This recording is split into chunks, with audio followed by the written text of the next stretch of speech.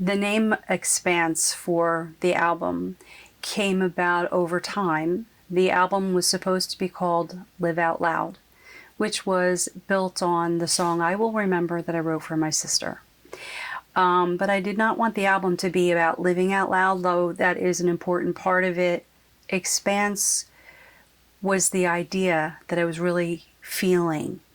We have fairy tales and then Beyond Wonderland. So you're already on a journey with us. So one day when I was writing Blue Skies, the lyrics, the expanse beyond, the expanse with no dimension, made me realize that's what this album is about, the expanse. The expanse, which is in and of itself a word that means all-encompassing and without any boundaries. So that is why we wanted to go with the name Expanse. And to me, it also helped identify the expanse beyond the stars, because the universe has no boundaries that we know of. So that is why the name Expanse of the album is Expanse. Our logo, the Expanse logo, has light within the letter A and throughout. And then underneath we have Morse code.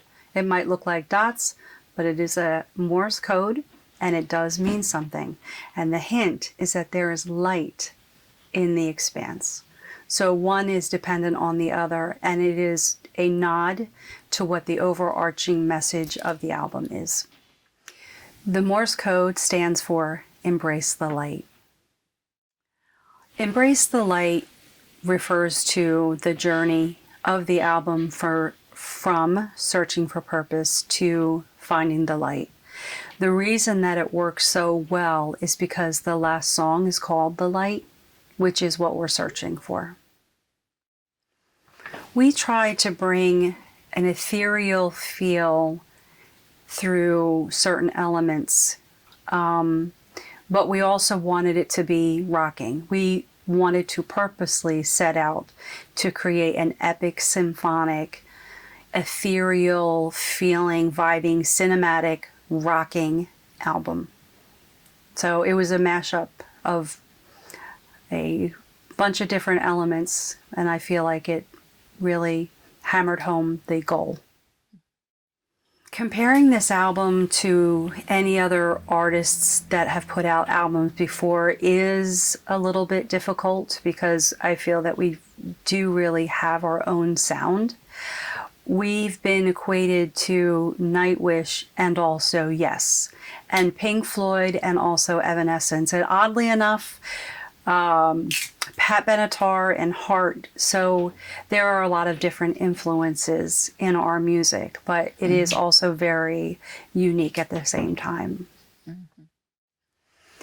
I cannot wait to perform this live. I cannot wait to take this vision to the stage and bring this to the people. I think it is something that will really touch them and stir them. We are dreaming, planning of performing our show, this particular show of Expanse, in planetariums, domes, under the stars, perhaps even as like a rock opera almost. Not only do we have the music, but I've created short stories in films that support the songs, inspired by the songs. So when we do this on stage, there will be a storyline that is already sort of built in to the adventure of Expanse. This album is so meaningful because of all the mountains we had to climb, the valleys we had to come through. Not only in the last 4 years and 4,000 hours that it took to create this album, but in all the experiences that made the songs come to life to start with. So to put the songs on the album at this time, to finally bring these songs to life, is momentous for a number of reasons. the journey of life, the journey of experiences, the journey of triumphs, of falling and getting up, and almost not being able to finish what we started. It's not just music for music's sake, but it's a victory of a goal that's achieved. So it's so meaningful, and there are songs in the album that are of particular meaning. You know, of course, all songs are like your children, but that's what's so meaningful about it. It was a great process working together with Rick, bringing in our bass player, Rodney. We were joined by Howie Gordon, who has been my keyboard player for years. We were joined by Steve Colucci on drums. It was really wonderful to work together and bring this together. Sometimes the sessions were virtual, or sometimes we were together in the studio. And we also brought in a new keyboard player named Matt Dunn, and he is also a guest on the album. And my backup singer, Vika, which she adds a beautiful flair, and she joins us on Invisible. Working with my best friend and partner and husband is the greatest gift that I could ever ask for.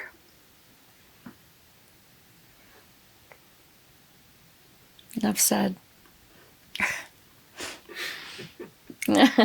Here we go. Cut. He cut. Some of the hidden elements in the artwork are the light. There's a light, a beam of light on every page, because I created an avatar for every song and a visual landscape for every song. So that is on every page. And there is a meaning. There is a meaning. I also created earrings and lapel buttons and hat cameo, whatever you call those, decorative pieces from an antique mirror that's in a room in my house. And the mirror itself is beautiful, and it has its own story. And I really wanted to bring something from my home into the artwork to give it really that depth of meaning. I have 3 doves on the cover. They also have a very significant meaning. The iron gate holds a lot of meaning. When you open the album, you actually have to open the iron gate to enter the world of Expanse. And that's where you'll find so many more hidden gems. Expanse probably is the longest album of production time that we've ever embarked on, mostly because it's 26 songs. It took about 4 years and 4,000 hours to complete this album. One of the things that I am most excited about, in addition to the music, is for the first time I have been able to create 2 books that take the listener and the viewer on a full multimedia journey. And it was a lot of work, but it was very rewarding and really beautiful. And I think it's going to be something people will enjoy. One of the books is a visual landscape for every song with lyrics and the avatars that I created for each song. And the other book is a songbook for piano voice. And that is the transcription of the score of every song on the album. Mm-hmm. And that is a beautiful thing to see for me. I get a lot of questions on the artwork. People really love the artwork, and they have a lot of questions about it. It's work that I have been working on for about 2 years, and I am a graphic artist. We work in layers and multimedia art that you draw, art that you create with shapes and sizes, art that you create with existing pieces and elements. So I brought all of that together and created all of the pages for the Expanse story and the books and, you know, the album artwork itself, that is all work we've done here, you know, in our studios. So Rick took the picture of me. The Expanse, the first track of the album, is a precursor to Find Something to Believe in. And I have to give Rick props on this. He took the chord progression, he went and worked his magic in the studio and created this beautiful beginning journey. It sets you up for what to experience with Expanse. And the hidden gem is the Morse code, which you will hear in other songs on the album. And also you will read it on the cover and on the back cover and everywhere else I can find a place for it. Often people would say to me when they would come see me at a show, they would say things like, "You're so lucky to be doing what you're doing." And I would always say to them, well, you can do the same thing, and it doesn't have to be in music.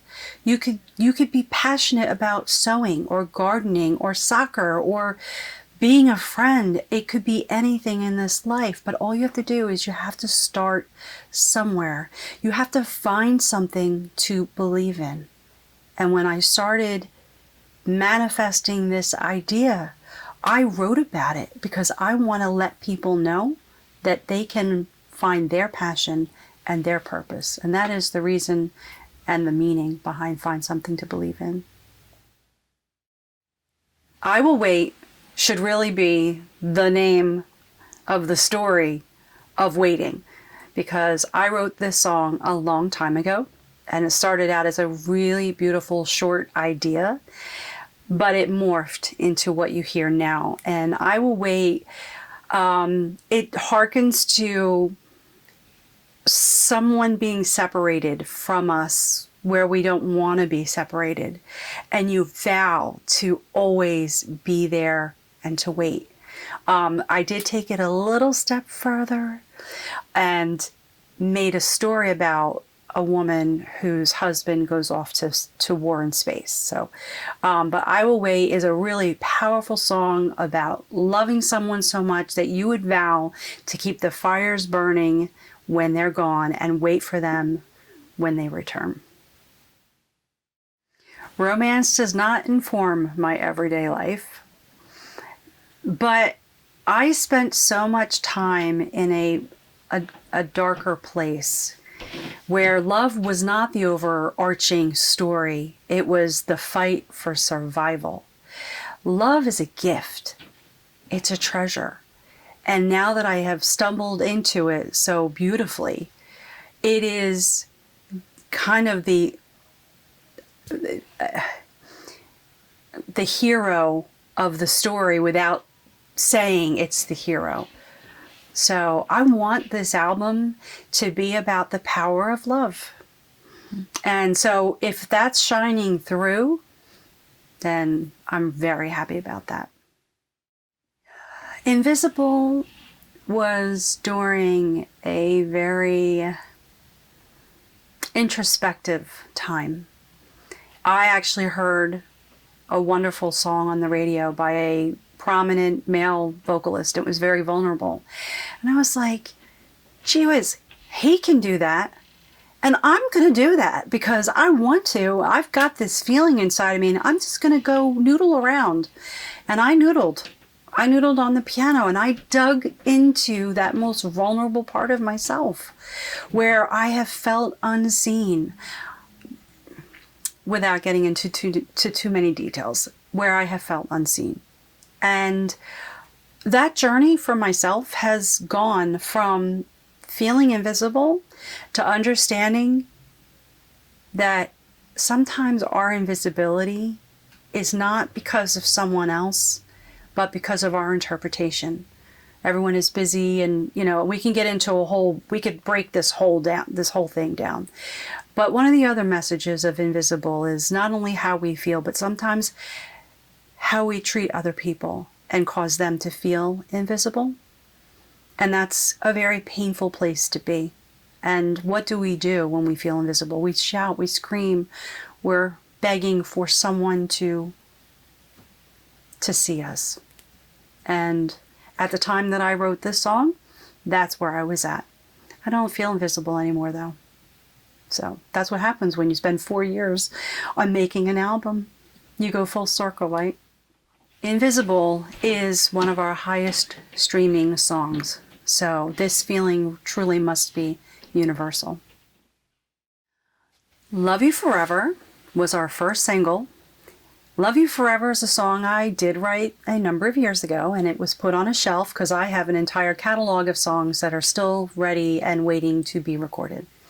Love You Forever is a beautiful song, and when I presented it to Rick and our friend Darren in the studio, Darren's first remark was, "Why isn't this on the album? And if you don't put this on the album, I'm going to move back to New York." And I really did love this song. And so we put it on the album. And it is, again, it's about finding love and that special bond that's not just superficial. It's not just like, I love you, and it's in the shallowness of it. It is a deep, binding love and commitment. And it's one of the things that's so special about commitment and loving someone. And I felt like there needed to be a song that tells the world that loving you forever is a great, great idea.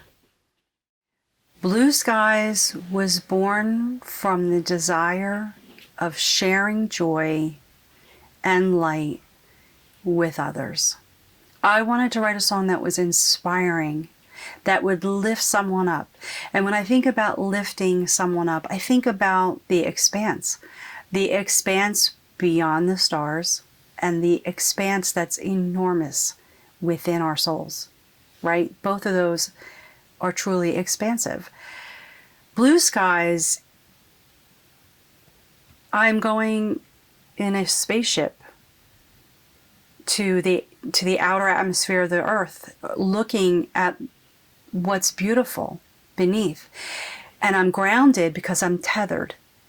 And there's a safety in being tethered versus being disbanded into nothingness. So it's that safety. So there's that beauty in the safety, and there's that beauty in what's flourishing beneath. Mm-hmm. I imagine this song being included in one of these space exploration travels. Sci-fi is now sci-reality.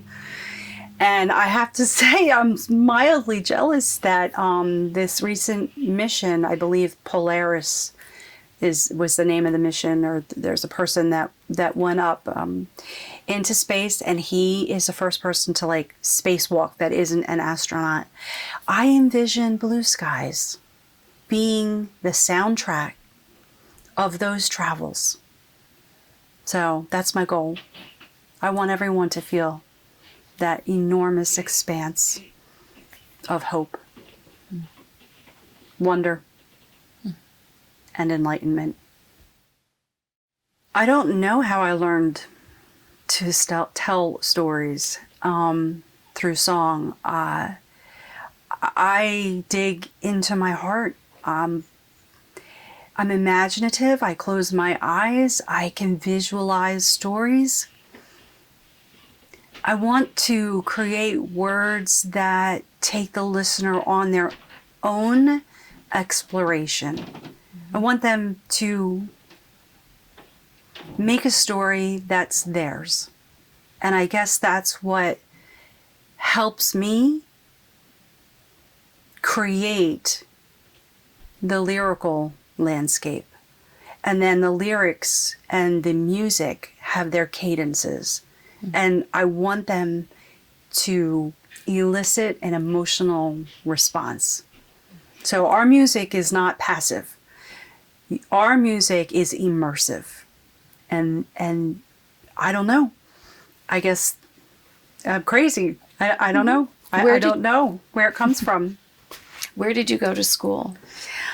I went to college. I went to the Aaron Copland School of Music. But prior to that, I spent years honing my craft, playing the piano in my room.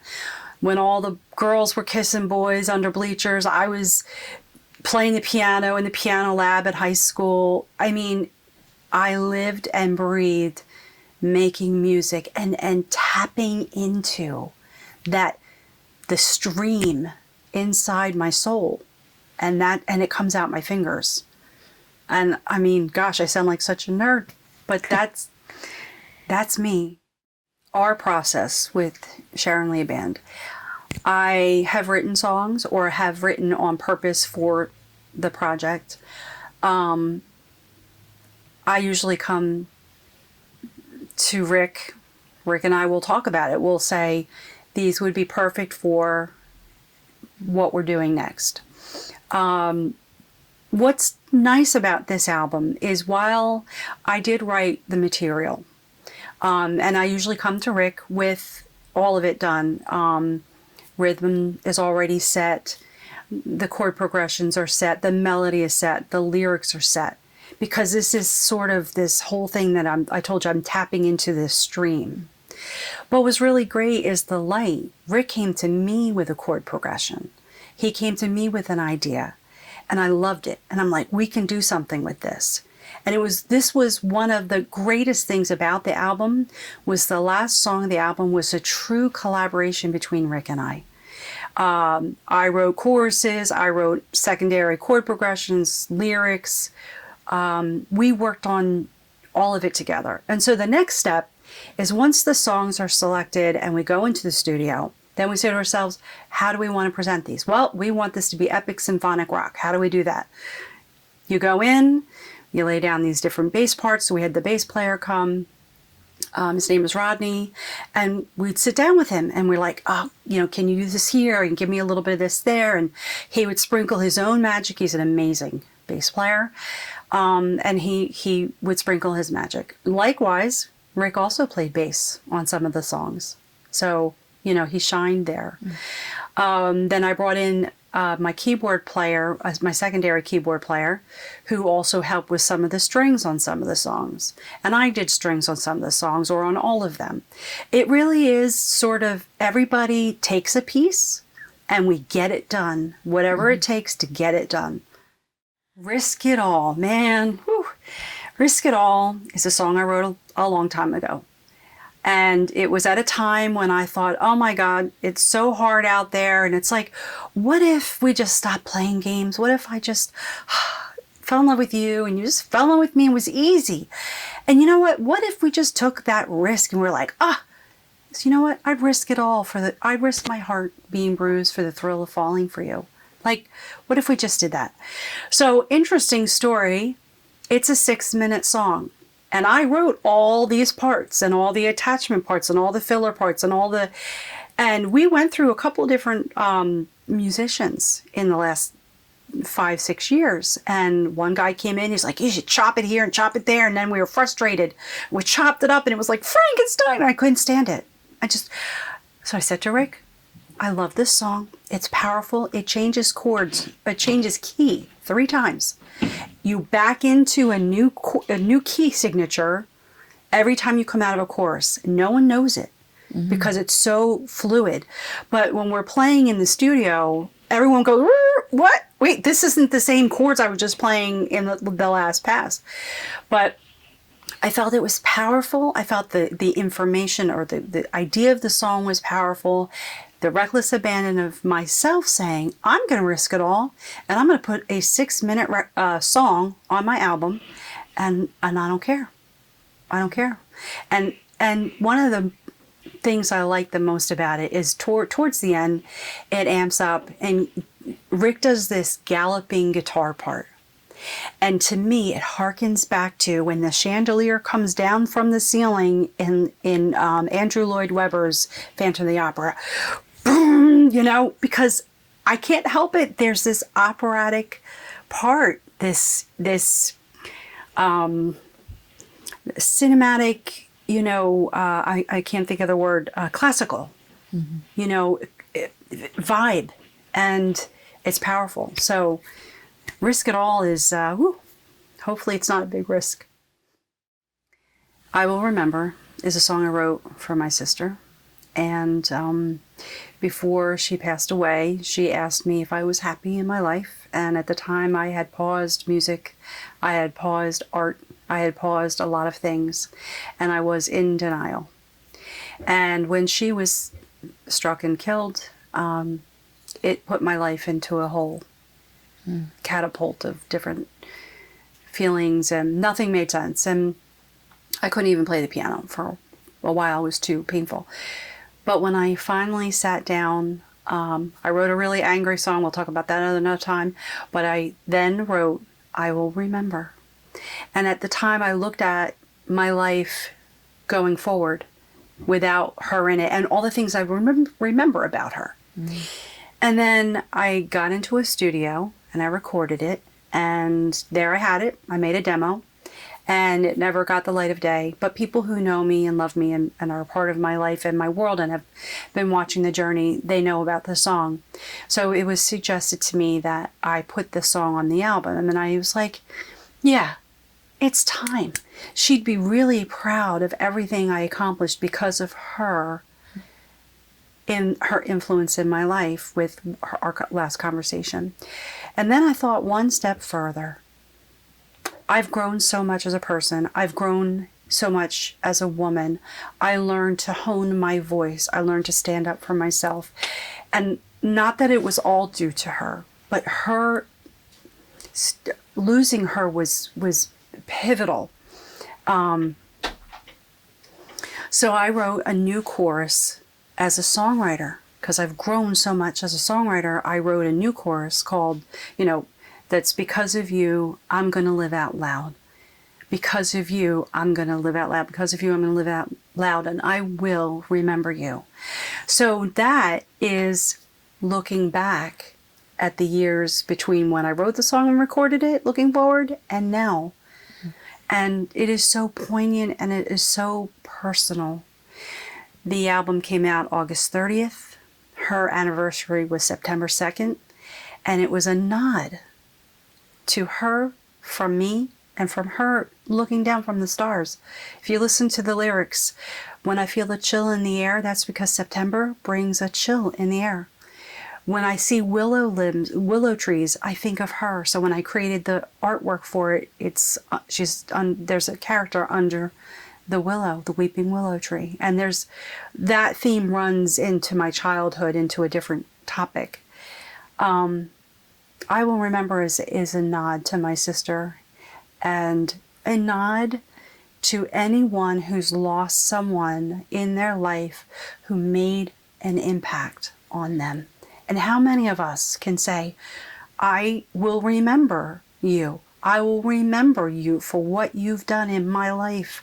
I will never forget your memory. And here's how I took that pain and turned it into something positive.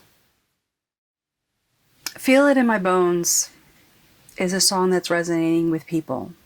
I don't even know if they realize what it's about, but there's this fierceness and this fire to feel it in my bones. And that fierceness and that fire is what I felt when I was writing it. I was writing it for people in my life, from their perspective. It is a driving, rocking song. And when you think about Feel It in My Bones, that is saying that you're listening to your inner voice. How often do we ignore our inner voice? And we get beat down and bumped around and led astray, and we are not tapping in to what's best for us. How hard is it to pull yourself away from a situation that's so bad for you? How liberating it is to break those chains. Feel It in My Bones is about breaking chains, about liberation, about courage, about fighting for yourself and finding freedom. Put It On My Heart was a song that I wrote for this album. And it was during a very tumultuous time in a personal matter in my life. And, you know, we say to ourselves, because we have these dreams and these goals. All of us have these dreams and these goals. And, you know, for me, I've been plugging away. And sometimes I say to myself, why? So I was upstairs in my room, on my bed, and I just like looked up to God and I said, why did you put this on my heart? What is the reason that you have made me, you know, or whatever, made me, inspired me, whatever, to have this dream of music? He put it on my heart as a small little girl singing, going to see some kind of a show when I was 5 and imparting that energy to me that I now want to impart to people. But I'm like, why? By the time I was done writing the song, I had the answer. It's because through the fire, through the love, through the gratitude and the joy and the appreciation and the depths and the sorrow and the tragedy and the joy, and in all of it, I've come to know Him. And it is about faith and me finding my faith. The light starts with a very haunting, ethereal, mysterious beginning.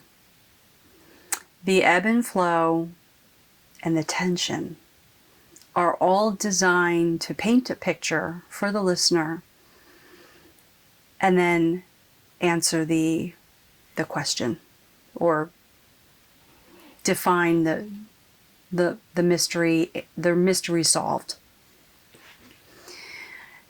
There is no mistake that The Light is the last song on the album. It is about the ultimate journey of looking or searching for purpose and finding the smallest bit of light within us. Darkness cannot exist where light lives. So if you have the light within you, you can push out the darkness, no matter what the darkness is, in what form it comes. In a deeper sense, the light is about the ultimate receiving of the message of God. And within each one of us is a seed. That seed, that light that shines within each of us is a satellite that we are to emit the light from. We are all satellites, you know. And it harkens back to the idea of the expanse and the wonder of space and the mystery and discovery and all of the things that this entire journey brings, the human condition, the cosmic handshake to the universe. But it is at the end about finding the light of God and sharing it with the world. Expanse is a 2-disc album. Disc 1 are what I would call the radio songs, and Disc 2 takes it a step further for the listener. 5 of the songs are symphonic vocal, and then 10 songs are the instrumental versions. And the challenge of the instrumental versions was how do you take the vocals out and the backup vocals and put in a substitute instrument when every instrument in the kitchen sink is already in the song. It was fun, it was challenging, it was exciting, and we did it. And we found these really great sounds on my Kronos, and we created what I feel is very sci-fi, ethereal, you know, prog rock, instrumental sounds to complement the compositions. So it is a fully immersive, it's everything. You want it, it's in there. Expanse is entered into Best Rock Album of the Year category for the Grammys, Best Song of the Year for Feel It in My Bones, and Best Rock Performance for Find Something to Believe In, also for Best Recording Package. That's what we have on the ballot this year.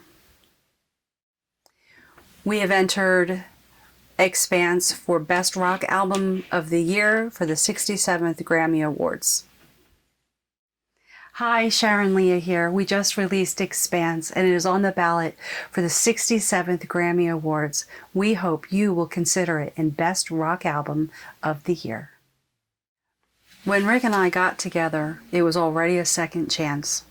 And we started working together and doing music together, and we were building a life together, and then we fell in love and we got married and all the things.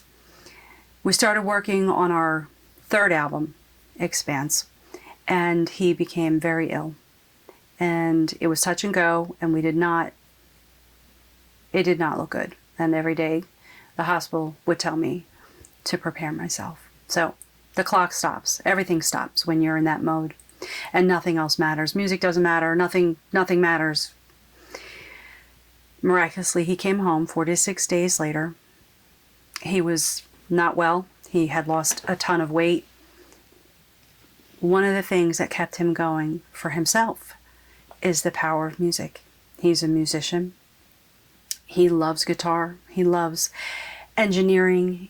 He loves producing, co-producing, making music. And he's all about all of this. And he's getting stronger. He's on oxygen. He can't walk, but gets to a point where he says, we need to get back in the studio. And I said, okay, let's do it. Neither one of us wanted to squander the second chance that we got, because this album almost wasn't. Nothing is what almost happened. And that is why it is so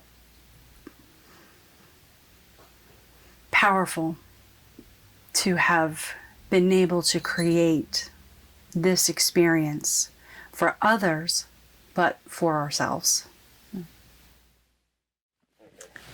This girl, you guys, we have had the best day. I can't even tell you how special and transformational it has been to not only work on this project all these months, but to be here in this space that Sharon and Rick have created.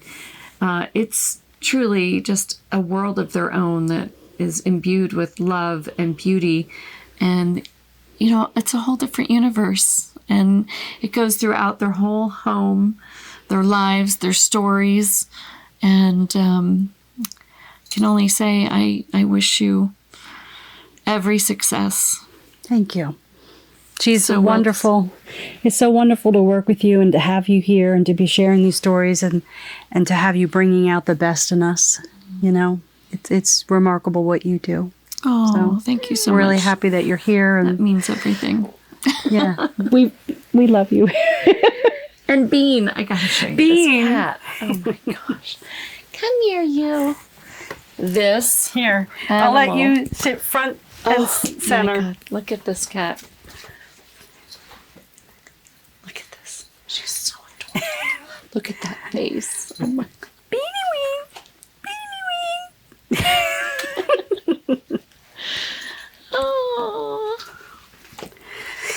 So great. Good. So Lots of good stuff. The Grammys are ahead, and the rock opera, and all the things. Mm-hmm. So we're gonna more videos, more content, more music, more multimedia versions of this project. I think it'll just go on, and yeah. There's so much potential here. You know, for sponsors, for investors, for bigger band. An orchestra. There's so much potential. That is on my bucket list, the orchestra. Mm-hmm. You know, that is my dream for my band. Yeah. To be accompanied by the orchestral element. Yeah. Do it on a stage, a rock opera. I think of like Trey Anastasio and this Petrichor and that whole project, you know, Green Day when they did their opera or musical. It's really got that epic, expansive potential. It's going to be an experience. We are behind the scenes working hard, and we're going to be bringing it to planetariums and domes and theaters, and you know, Hot air balloons. Why Yeah. I can see it. This one, Precious. Precious. She's our mascot. Precious. Oh, look at her. So that's a wrap. Peace out, Scout. Thank you, Beth Hilton, for being here. Oh my God, thank you. This was amazing. What a great day. Peace out.